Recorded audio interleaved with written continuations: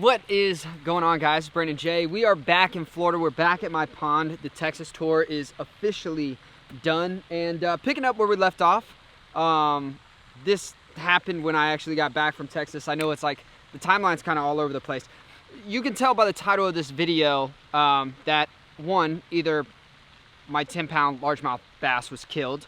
If you missed that video, make sure you guys check that out. But two, I also found out who killed the 10-pound pet largemouth bass, which is, I don't know if I like it or if it hurts my feelings even more. But today's video is just going to be a little bit different because I feel obligated to let you guys know the backstory. Almost 400,000 of you have seen the video where the fish was killed in my pond.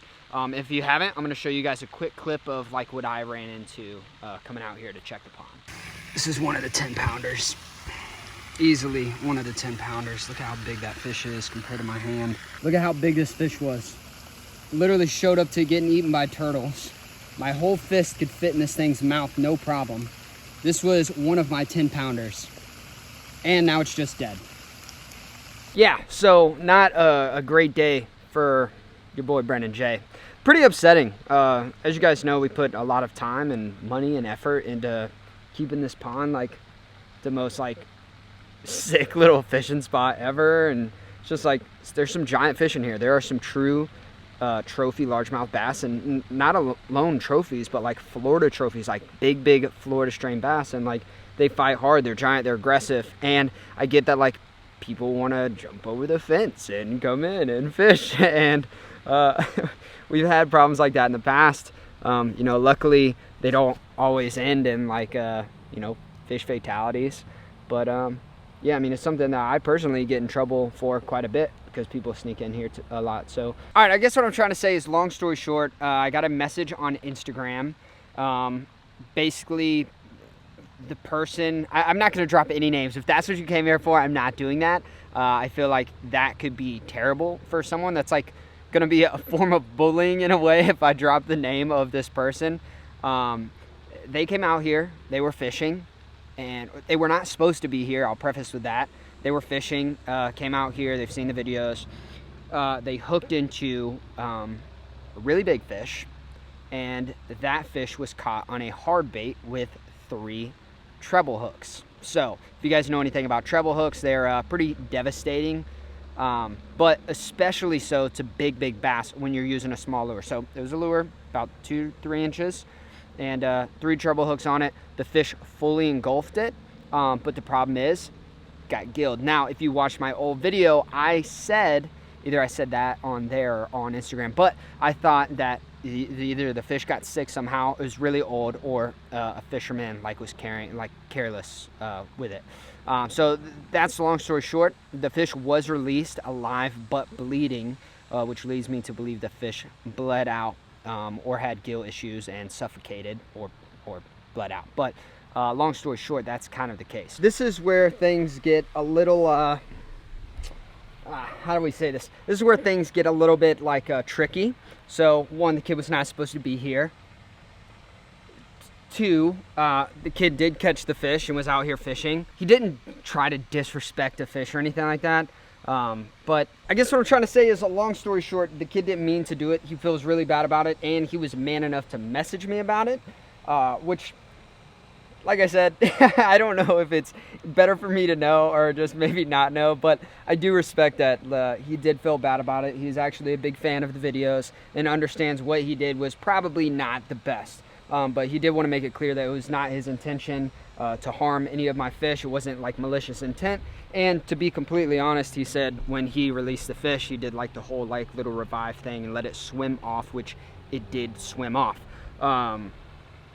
We just both kind of came to the conclusion that it probably bled out or suffocated because of gill damage, which is how they breathe. So with that being said, that is the complete story of the 10-pounder. Doesn't make it any better, doesn't make it any easier, but that is the story. I know a lot of you guys thought it was the alligator, the turtles, catfish. I told you guys those will not eat the bass like that. It just won't. Those bass are fast, they're quick, they're not going to get eaten by predators like that.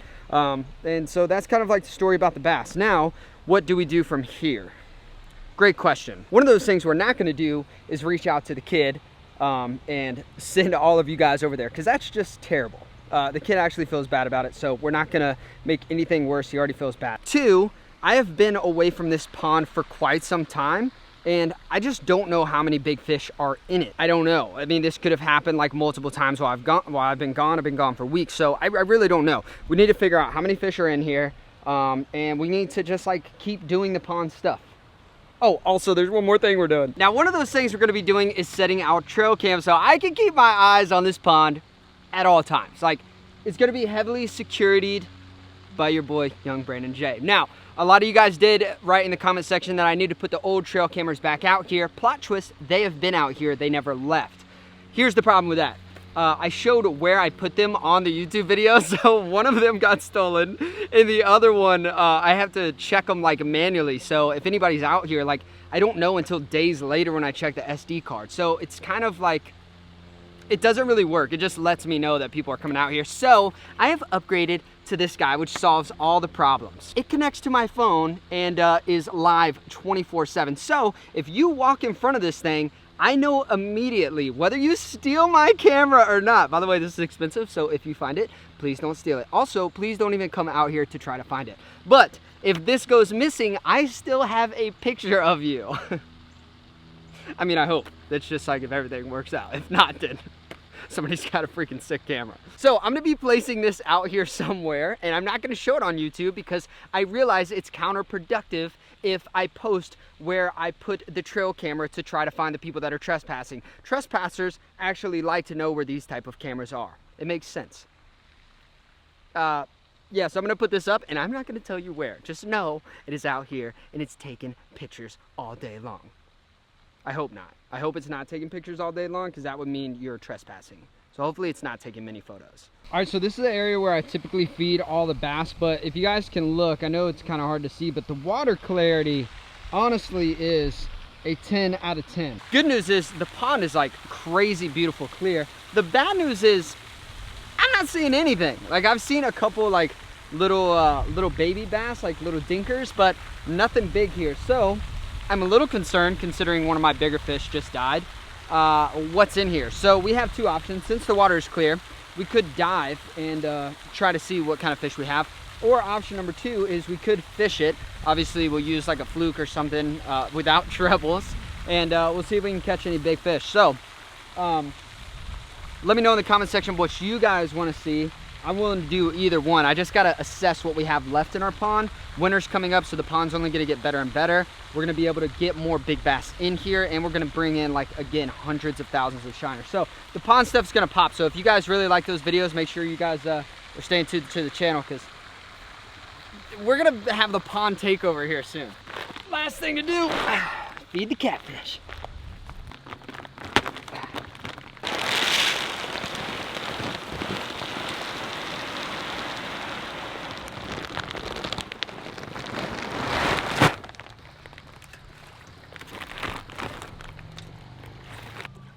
Yeah, yeah, grow big, my little bluegill.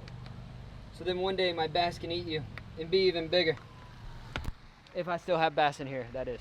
So, with that being said, I think that's gonna wrap up today's video. Don't be too harsh in the comment section. I'm sure the kid that hit me up on Instagram is gonna be watching or reading, so we don't wanna give him a hard time. That's not what we're about here. He made a mistake. He understands it was wrong. It actually upset him too pretty bad. Remember, when he released the fish, it was still alive, but it was bleeding, and which we think, you know, ultimately was fatal for the fish. So accidents happen, but with that being said, if you're not supposed to be here, please don't. And if you are, then smile to the camera, because we coming for you.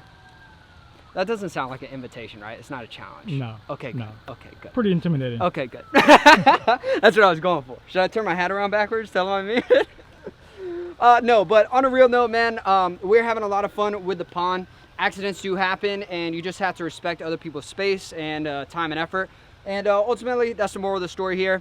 With that being said, a lot of pond stuff coming up soon. I know I did a bunch of talking, so I'm going to go ahead and wrap it up there. Thank you guys so much for watching. Tune in to my second channel. If you didn't know, I have one. I do. It's going to be linked in the description below. We're actually going to go film a video with some pew-pews. I don't know if I can say that too loud with YouTube, but that channel is just going to be everything else in my life. So if you guys want to check that out, it's going to be a lot of fun, structured somewhat like this. Yeah, we'll see you guys on the next adventure. Peace out. Also, if you haven't bought merch yet, you better do it, because I'm giving away a truck. Is this too intimidating? It is.